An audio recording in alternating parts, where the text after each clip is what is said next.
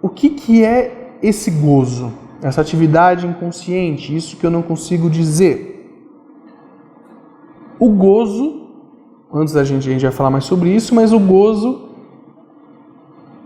é aquilo que um neurótico odiaria saber de si e saber que deseja aquilo. Ou seja, o gozo, um bom rastro, um bom indício para nos aproximarmos do que é do gozo, da noção de gozo. O gozo é uma estrutura humana indizível que, quando se apresenta, faz a fala fracassar.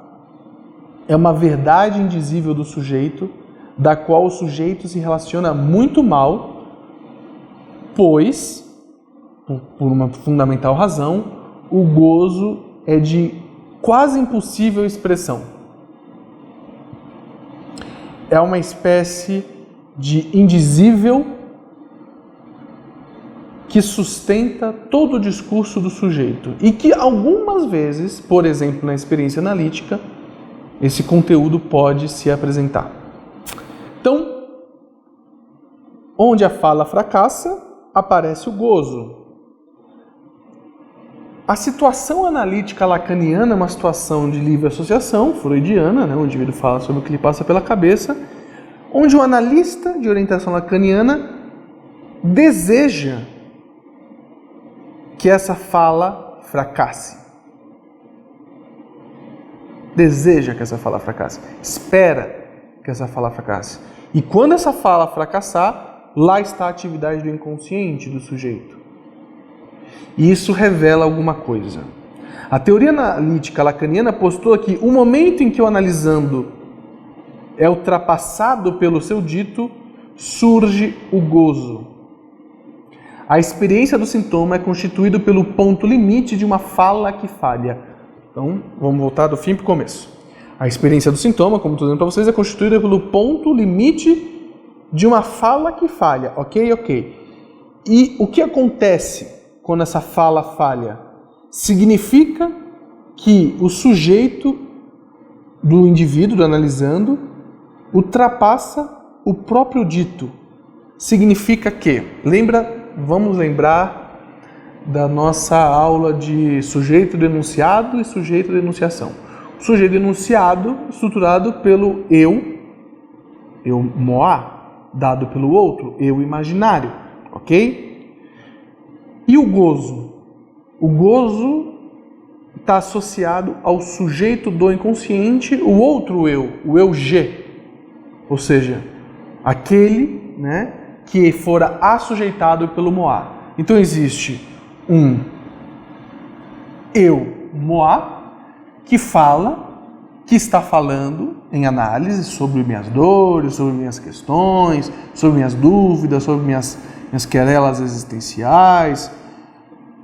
E esse moá, que eu vou chamar, que é o ego freudiano, vamos chamar assim, só para aproximar, esse ego, a coisa mais próxima de um ego, que é a ideia consciente, que é o que eu acho de mim, que é uma relação imaginária, muito importante, é uma fantasia que eu tenho de mim mesmo. Eu estou lá falando, às vezes essa fantasia é ultrapassada. Ultrapassada pelo quê? Pelo eu G, pelo sujeito do inconsciente, estruturado pelo gozo, pelo indizível.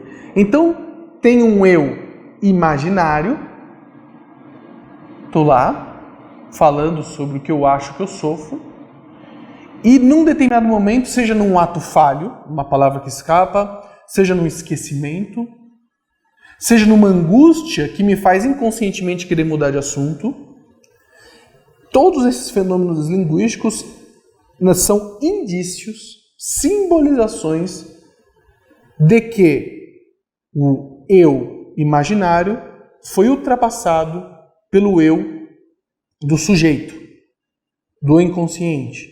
Ou seja, por algo que é mais próximo da verdade do sujeito. Algo que é menos fantasista. Ou seja, é como se,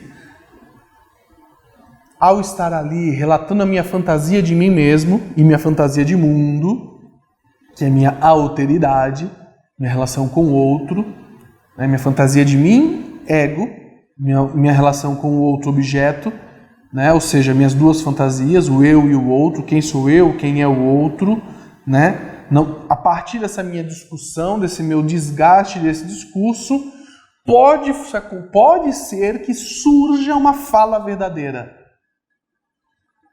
Essa fala verdadeira muitas vezes se apresenta num ato falho, mas pode se apresentar num sonho, pode se apresentar num assunto que o indivíduo não quer falar, pode se apresentar através de formações substitutivas que nós chamamos de angústia, sinais de angústia.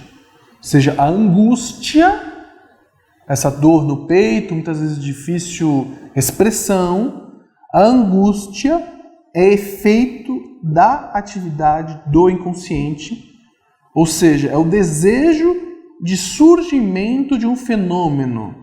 Qual fenômeno, Arthur? O fenômeno da verdade. Qual verdade? A verdade, não a verdade fantasista do sujeito, não a verdade imaginária do sujeito, mas a verdade do gozo. Essa verdade do gozo questiona toda a ordem discursiva do sujeito. Então, quando nós falamos